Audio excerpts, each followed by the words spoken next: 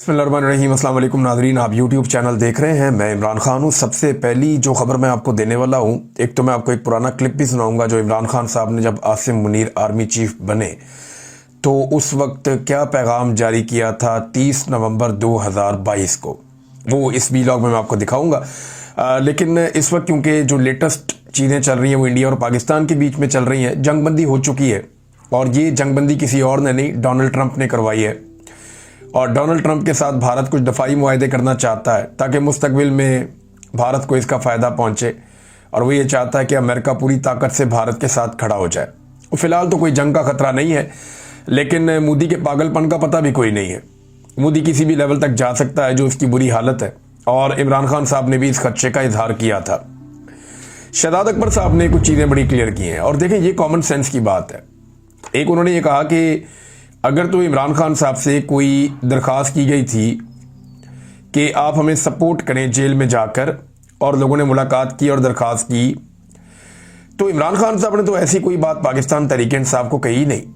तो फिर वो जो सपोर्ट मांगी थी वो लोगों ने कैसे दी?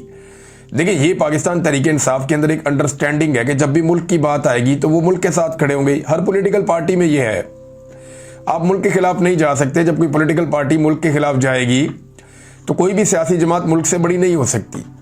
लिहाजा जब इंडिया के साथ लड़ाई है तो सबको यही करना था। तो ये एक बड़ी कॉमन सेंस की बात है जो उन्होंने की है। लेकिन जो खबर देने वाले हैं वो डटे हुए हैं कि मुलाकात हुई है। एक और पॉसिबिलिटी जिसको आजकल मार्केट में फ्लोट किया गया है, कुछ जगहों से खबरें आ रही हैं कि इमरान खान साहब को कुछ देर के लिए या कुछ दिनों के लिए गालिबन ये दावा किया जा रहा है कि उन्हें जेल से मुंतकिल किया गया था कहीं और, ताकि वो महफूज रह सके, और वहां कोई लोगों ने मुलाकातें वगैरह की हैं। देखिए, इमरान खान साहब से मुलाकातें ये पहली दफ़ा नहीं हो रही। मैं माजी में आपको बाकायदा जब मेरे पास इंफॉर्मेशन थी तो बता चुका हूं कि 2 काले रंग की फॉर्च्यूनर गाड़ियां वो जेल के अंदर एतवार वाले दिन दाखिल हुई, और 2 मुलाकातों के बारे में मेरे पास डायरेक्ट इंफॉर्मेशन है। लेकिन मुझे ये नहीं पता कि ये लोग कौन थे जो इमरान खान साहब से मिले थे। लेकिन ये जरूर जानता हूं कि ये इतने आम लोग थे कि इनके आने से पहले जेल के दरवाजे पहले ही खुल जाते हैं, फिर इनके रास्ते में कोई रुकावट नहीं होती है, सीधा जाते हैं, और उसके बाद इनके पास फाइलें भी होती हैं। और जब ये बाहर निकलने लगते हैं तो इनकी गाड़ियां स्टार्ट होने से पहले जेल के दरवाजे खुल जाते हैं ताकि इनके ऊपर किसी की नजर ना पड़े। ये आते हैं और आनन फानन चले जाते हैं और अंदर चंद घंटे गुजारते हैं। अब अंदर क्या करते हैं वो चीजें जो है अब किसी को नहीं पता। या तो इमरान खान जानते हैं, या वो लोग जानते हैं जिनको ये मिलते हैं, या वो लोग जानते हैं जो मिलते हैं। बहरहाल ये खबरें पुरानी हैं और ये मुलाकातें चलती रहती हैं, तो इसके ऊपर डिफरेंट किस्म की चीजें आती रहेंगी, हम आपके साथ शेयर कर देंगे कोई भी सॉलिड इंफॉर्मेशन होगी तो। लेकिन अभी जिनके पास इंफॉर्मेशन है वो कह रहे हैं जी इमरान खान साहब से मुलाकात जरूर हुई है। अब आप आ जाए इस बात पे कि DGISPR ने भारत के जो अज़ाइम है पाकिस्तान का पानी रोकने का, उसके ऊपर एक स्टेटमेंट दिया है। लेकिन हकायक क्या है? DGISPR कहते हैं कि भारत पानी रोकने की हिम्मत नहीं कर सकता। अगर ऐसा हुआ तो दहाइयों तक उन्हें नतायज जो है वो महसूस होंगे। यानी भारत अगर पानी रोकेगा तो उसके नतायज जो हैं वो भारत को कई दहाइयों तक महसूस होंगे। अगर दरियाए सिंध का पानी रोका गया तो दहाइयों तक महसूस किए जाएंगे, ये खबरदार कर दिया लेफ्टिनेंट जनरल अहमद शरीफ ने। लेकिन एक सवाल और पैदा होता है कि दरियाए चनाब और दरियाए झेलम का पानी तो भारत रोक रहा है, पहले ही उनके ऊपर स्ट्रक्चर्स बना रहा है। अब दरियाए सिंध रह गया, तो हमारे तो 3 दरिया हैं, हमारा एक दरियाए सिंध तो नहीं है। तो स्पेसिफिकली खबर के अंदर दरियाए सिंध का तस्करा है, दरियाए झेलम और दरियाए चनाब का तस्करा नहीं है, जिनके ऊपर डिफरेंट रिपोर्टों के मुताबिक भारत पहले से ही स्ट्रक्चर्स बना रहा है। वैसे पाकिस्तान का जो ज्यादातर इन्हिसार है वो दरियाए सिंध पे ही है, और झेलम और चनाब का पानी भी दरियाए सिंध में ही जाता है। तो हो सकता है इस कॉन्टेक्स्ट में उन्होंने कहा कि दरियाए सिंध को कम करने की कोशिश अगर की गई तो वो झेलम और चनाब का पानी हो गया, या ऊपर से आपका जो दरियाए काबुल का पानी हो गया, दरियाए कुनहार का पानी हो गया, या आपका दरियाए सवात का पानी हो गया, ये सारे के सारे दरियाए सिंध में ही जाते हैं। और ये एक बहुत बड़ा दरिया नीचे फिर सिंध की जानिब रवाना होता है और समुद्र तक पहुंचता है और पूरे पाकिस्तान की सरजमीन को ये सैराब करता है। पाकिस्तान ने इसके ऊपर कोई डैम्स बनाने थे, कोई काम करने थे, पाकिस्तान कर नहीं पाया। भारत इस पानी को मोड़ने की जो है वो कोशिश कर रहा है। इसके ऊपर पाकिस्तान की जो ऑफिशियल्स हैं उन्होंने बाकायदा एक डाटा भी जारी किया कि भारत फलां फलां चीज़ें कर रहा है। शुमाली जो उनके इलाके हैं वहाँ पे पानी लेकर जाना चाहता है, उन दरियाओं का जो दरिया पाकिस्तान के हिस्से के हैं, या वर्ल्ड बैंक की रिपोर्ट के मुताबिक या सिंध तास के मुआहदे के मुताबिक जो पाकिस्तान के दरिया है, उनके जो पानी है, उनके ऊपर पाकिस्तान का हक है, वो भारत मोड़ के शुमाल की तरफ लेकर जाना चाहता है। रॉयटर्स ने भी इसके ऊपर तहकीकाती रिपोर्ट जारी की है और रॉयटर्स की जो रिपोर्ट है वो बाकायदा पाकिस्तान में और दुनिया भर में छप चुकी है। तो आलमी इदारे भी बता रहे हैं, पाकिस्तान के अंदर जो ऑफिशियल्स हैं वो भी बता रहे हैं, लेकिन DGISPR ने कहा पाकिस्तान के पास ऑप्शन क्या है। देखिए, नंबर एक तो यह है कि भारत ने पहले भी पाकिस्तान का पानी रोका है और अभी तक हमने कुछ ऐसा कदम नहीं उठाया कि वो पानी हम खुलवा पाए। एक हम ये कर पाएंगे कि आलमी दबाव बढ़ाने की कोशिश करें, दुनिया को जंग का खौफ दिलाएंगे, भारत की और पाकिस्तान की बड़ी खौफनाक जंग हो जाएगी, आप लोग बिला वजह मर जाएंगे, ये एटमी जंग हो सकती है, लिहाजा भारत को मजबूर करेंगे वो पाकिस्तान का पानी छोड़ दे। क्या ये फॉर्मूला काम करेगा? तो मुझे नहीं लगता कि ये फॉर्मूला काम करेगा, क्योंकि पानी के ऊपर लड़ाई तो हो सकती है, लेकिन आलमी दबाव भारत बर्दाश्त करेगा या आलमी दबाव भारत जो है उसे कबूल करेगा और कबूल करके वो पाकिस्तान का पानी छोड़ देगा और मुकम्मल तौर पे छोड़ देगा। जो भारत की डिटाई है उससे अंदाजा होता है कि वो ऐसा नहीं करेगा। तो फिर दूसरा रास्ता क्या है कि आपको वो स्ट्रक्चर्स रास्ते से हटाने पड़ेंगे या वो मंसूबे हटाने पड़ेंगे जो पाकिस्तान के पानियों के ऊपर भारत कब्जा करने के लिए बनाएगा। उसका जवाब आपके पास है, क्योंकि DGISPR ने बताया कि पाकिस्तान के अंदर जो डैम्स हैं या जो पावर प्रोजेक्ट हैं उनके ऊपर भारत ने बाकायदा अपने मिसाइल दागे थे, उनके ऊपर भारत ने हमला किया था, जुज़वी तौर पे उनको थोड़ा बहुत नुकसान भी हुआ था, जिसके बाद पाकिस्तानियों की तरफ से बहुत ज्यादा यह मुतालबा किया गया कि पाकिस्तान भी उन वाटर स्ट्रक्चर्स को तबाह करे जो भारत ने पाकिस्तान के पानियों के ऊपर बनाए हैं और बिला जवाब बनाए हैं। तो पाकिस्तान ने ऐसा कोई जवाब नहीं दिया।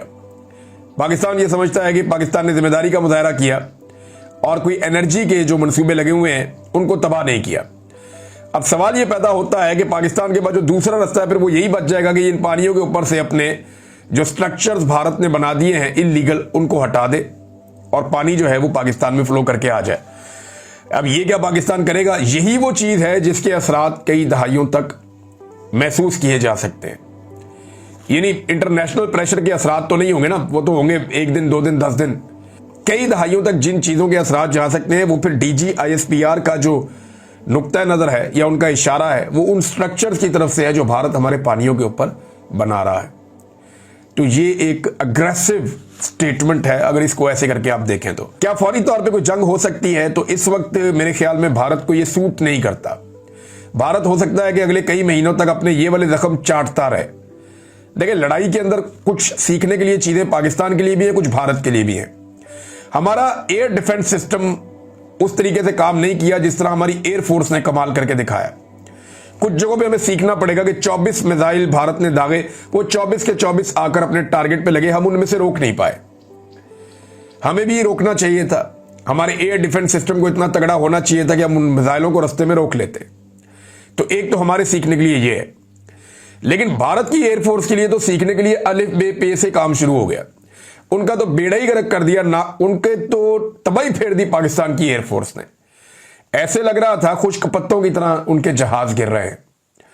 और ये पाकिस्तान के वजीर खारजा ने कहा कि हम ज्यादा भी गिरा सकते थे, लेकिन हमने तहम्मुल का मुजाहरा किया जिसकी जरूरत कोई नहीं थी। जब कोई दुश्मन चढ़ ही गया आपके ऊपर आके, उन्होंने मिसाइल ही मार दिए, तो फिर तहम्मुल की क्या जरूरत थी? जहां 5-6 गिराए वहां पे 15 गिरा देते। जरा भारत को भी पता चलता, पूरी दुनिया में आवाज जाती कि जनाब पंगा लेने का नुकसान क्या होता है। पाकिस्तान ने एक और बड़ी खबर पाकिस्तान से आई है और ये भारत का जो एक दावा था उसका जवाब आया है। इसहाक डार साहब ने यह जवाब दिया है।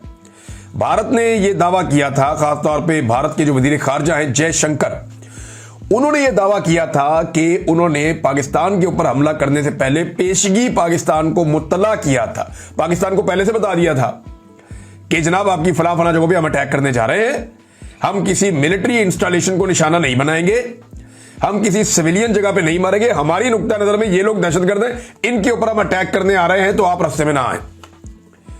तो भारत ने यह दावा किया, जनाब हमने तो ये कहा था पाकिस्तान को, हमने पहले से बताया था, लेकिन पाकिस्तान की एयरफोर्स ने हमारे जहाजों को निशाना बना दिया उसके बाद, जब हमने अपने टारगेट हिट कर लिए तो, और उसके बाद लड़ाई बढ़ गई। अब इसको मुस्तरद कर दिया इसहाक डार साहब ने। पाकिस्तान के जो वजीर खारजा और नायब वजीर आज़म इसहाक डार साहब हैं, उन्होंने जियो के प्रोग्राम में ये बात की है। शहजाद इकबाल साहब से वो बात करते, उन्होंने सवाल पूछा, उन्होंने जवाब दिया। उन्होंने कहा जनाब ये हमने तो एक्चुअली अटैक तब किया जब नूर खान एयरबेस के ऊपर भारत ने अटैक किया। देखिए ना, नूर खान एयरबेस बड़ी इंपॉर्टेंट जगह है, वहां से आर्मी चीफ भी ट्रेवल करता है, वजीर आजम भी करता है, पाकिस्तान के जो अहम तरीन बाहर से लोग आते हैं वो भी वहां पे ट्रेवल करते हैं। तो नूर खान एयरबेस इंपॉर्टेंट जगह है पाकिस्तान के लिए। जब भारत ने वहां पे अटैक किया 9 मई की रात को, तो फिर 10 मई की सुबह पाकिस्तान ने जवाबी हमला किया भारत के ऊपर। उससे पहले पाकिस्तान जवाब नहीं दे रहा था। आज ये बात इसहाक डार ने भी कंफर्म कर दी, थोड़े दिन पहले नजम सेठी ने कंफर्म की। जब हम ये बात कर रहे थे कि आप हमला क्यों नहीं कर रहे, जवाब क्यों नहीं दे रहे, जवाब देने से क्यों कतरा रहे हैं, तो उस वक्त कहा जा रहा था कि जी आप ऐसी बातें क्यों करते हैं या आप ये बात क्यों करते हैं। कई लोगों के ऊपर तो विचारों में पर्चे हो गए इस चक्कर में। लेकिन जो सही बात है वो यही है, आज सब तस्लीम कर रहे हैं कि पाकिस्तान जवाब नहीं देना चाहता था, ना पाकिस्तान का कोई इरादा था। पाकिस्तान ने इंतजार किया जब भारत ने मिसाइल मारे नूर खान एयरबेस पे और एक बड़ा हमला किया जिसमें डिफरेंट एयरबेसेस को वो निशाना बना रहा था, तो तब पाकिस्तान ने फिर टकाकर जवाब दिया भारत को।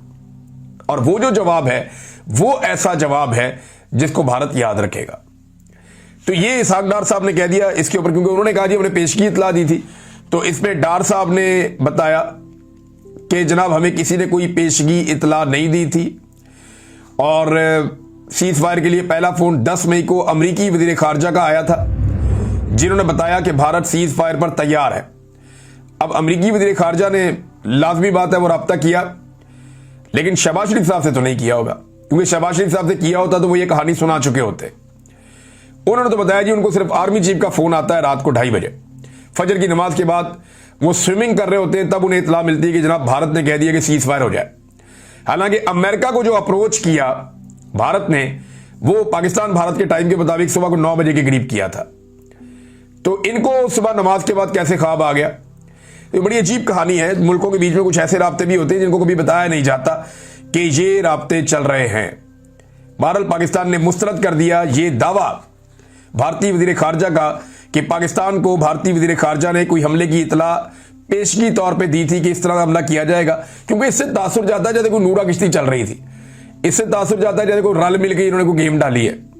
तो पाकिस्तान ये तासुर अब नहीं देना चाहता, भारत शायद ये तासुर देना चाहता हो, क्योंकि भारत ने यहां पे अपने टारगेट अचीव किया और पाकिस्तान ने उनकी एयरफोर्स को धोखे रख दिया। तो दोनों ने अपना अपना पॉइंट स्कोर कर लिया।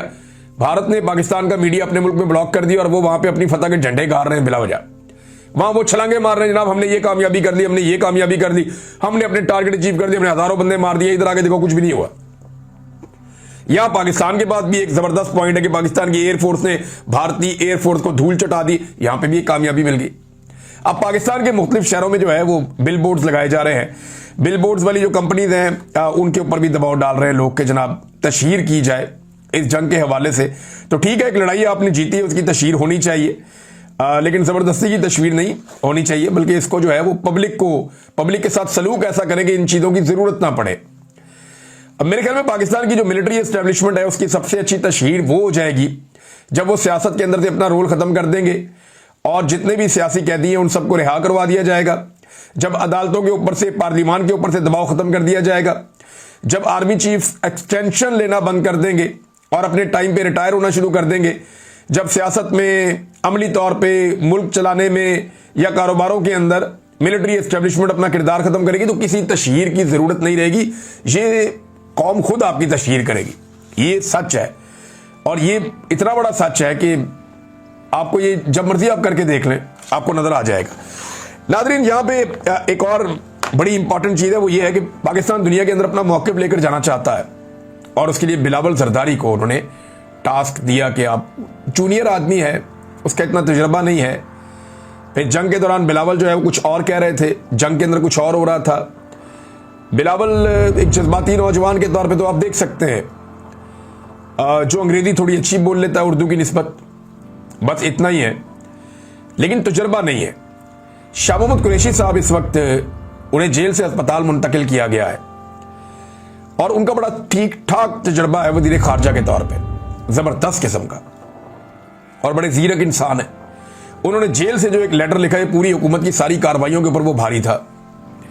शाह मोहम्मद कुरैशी साहब को फौरी तौर पे जमानत दी जानी चाहिए। एक तो झूठा केस है उनके ऊपर, अपनी बीवी के इलाज के लिए वो कराची में मौजूद थे, उनके ऊपर चढ़ गए सारे पर्चे उनके ऊपर कर दिया, लेकिन उनका लेना देना ही कोई नहीं।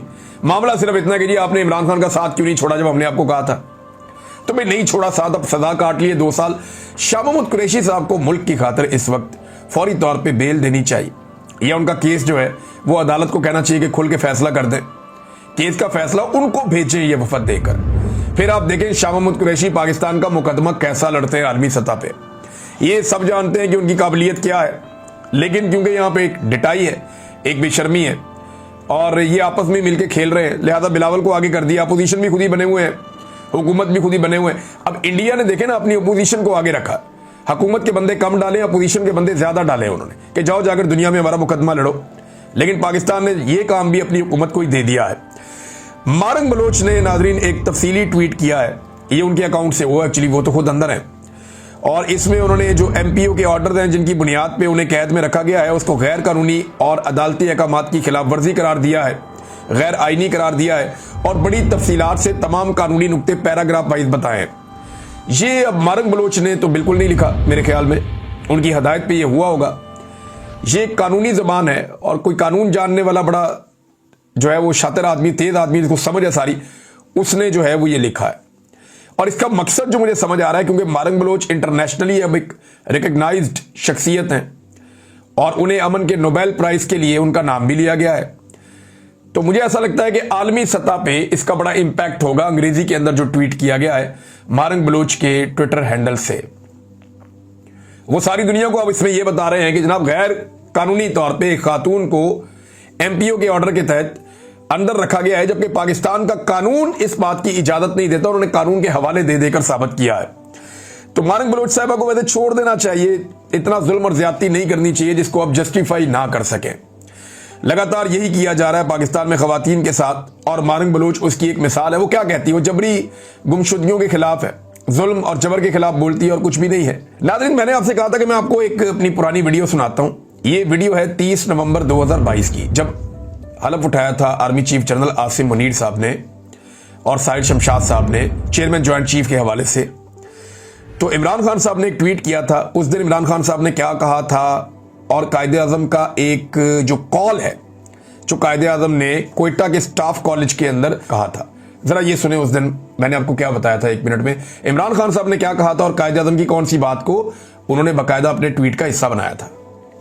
इमरान खान साहब ने कहा कि chairman joint chief of the staff committee और चीफ ऑफ आर्मी स्टाफ के मनसब संभालने पर जनरल साहिल शमशाद मिर्जा और जनरल सैयद आसिम मुनीर को मुबारकबाद पेश करता हूं। उम्मीद है कि नई अस्करी क़यादत मिल्लत और रियासत के माबैन गुज़िश्ता 8 माह में जन्म लेने वाले एतमाद के फुकतान के खात्मे की सबील करेगी, और कुव्वत रियासत अवाम ही से कशीद की जाती है, यानी अवाम से ही जो है वो ताकत होती है रियासत की।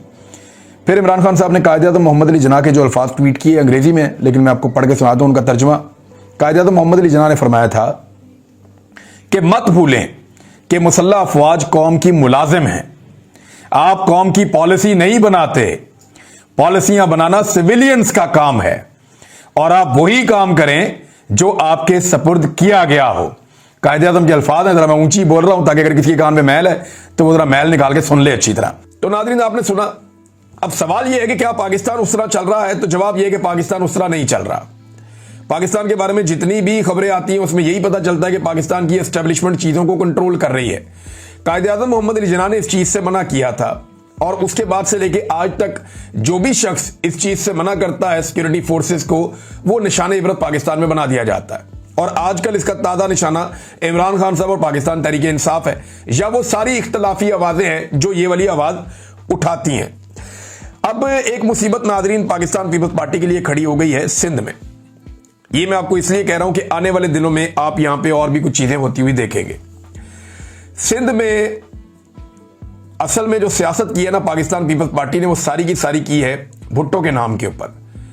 इन्होंने भुट्टो की लाशों के ऊपर सियासत की है, और इस वक्त जो सियासत कर रहे हैं वो सारे जरदारी हैं, चाहे वो बिलावल जरदारी है, चाहे वो आसिफ जरदारी है, चाहे वो आसिफा जरदारी है, चाहे वो आसिफ जरदारी की बहन है, चाहे बाकी लोग हैं। तो कंट्रोल जो है वो भुट्टो की लाश के ऊपर सियासत करते हुए जरदारियों ने भुट्टो की पार्टी को कब्जा कर लिया था। अब मीर मुर्तजा भुट्टो का बेटा और जुल्फिकार दी भुट्टो का पोता मीर जुल्फिकार भुट्टो जूनियर ये मैदान में आ गया। ये पहले बिल्कुल मैदान में नहीं आ रहा था, इनकी वालिदा इनको आने नहीं दे रही थी। ये बिलावल से बेहतर उर्दू बोल लेता है, सिंधी भी बोल लेता है और ये पब्लिक के अंदर भी जाता है, डाउन टू अर्थ भी है। पहली मर्तबा इसको देखा गया था जब सैलाब आया। पहले तस्वीरें तो आती रहती थी, कंट्रोवर्सीज भी थी, लेकिन जब सैलाब आया तो पहली मर्तबा इसको आवाम के साथ देखा गया। उसके बाद इसने सिंध में बहुत ट्रैवल किया है, अंदर अंदर बेशुमार लोगों से इसने मुलाकात की है। और अब मैंने एक जलसा देखा जिसमें बहुत बड़ी तादाद में स्टेज पे ये बैठे हुए और सामने बहुत बड़ी तादाद में लोग सिंध के मौजूद हैं और नारे लग रहे हैं कि भाग जरदारी भुट्टो आया। तो ये पीपल्स पार्टी के लिए एक प्रॉब्लम है जो आने वाले दिनों में उन्हें फेस करनी पड़ेगी, अगर तो इसका भी कत्ल ना करवा दिया गया तो, क्योंकि इसके दादा को भी कत्ल किया गया, इसके बाप को भी कत्ल किया गया, इसकी जो चाची है उसको भी कत्ल किया गया और इसकी मां ने इसको सियासत में बड़े लंबे अरसे तक नहीं आने दिया क्योंकि वो ये सोच रही थी कि मेरे बेटे की जान खतरे में ना आ जाए। लेकिन अब वो बेटा जो है वो सियासत में उतरा है, इनके ब्लड के अंदर है सियासत करना और वो सिंधियों की हमायत हासिल करता चला जा रहा है। सिंध जो है पीपल्स पार्टी का एक मजबूत हब है, वहां पे अगर ये शख्स इसको सपोर्ट मिल जाए थोड़ी सी या प्रोटेक्शन मिल जाए कि इसको कत्ल ना किया जा सके, तो ये सिंध के अंदर अपनी पार्टी को इतना मजबूत कर सकता है कि पीपल्स पार्टी के लिए एक मुसीबत बन जाए और कल को दूसरी पार्टियों के साथ मिलकर ये अपनी हुकूमत भी बना सकता है। नेहरू वाले मामले में भी ये बड़ा खुलकर सामने आया, सिंध की आवाम के साथ खड़ा हुआ और जो सिंध के ऊपर जरदारियों का एक कब्जा है, ये उस कब्जे के लिए एक डरावना ख्वाब बन सकता है आने वाले वक्त में। नाज़रीन, खबरें मेरे पास और भी है, लेकिन बाकी खबरें आपको मैं बाद में बताऊंगा। अब तक के लिए इतना ही। अपना ख्याल रखिएगा, अपने चैनल का भी। अल्लाह हाफ़िज़।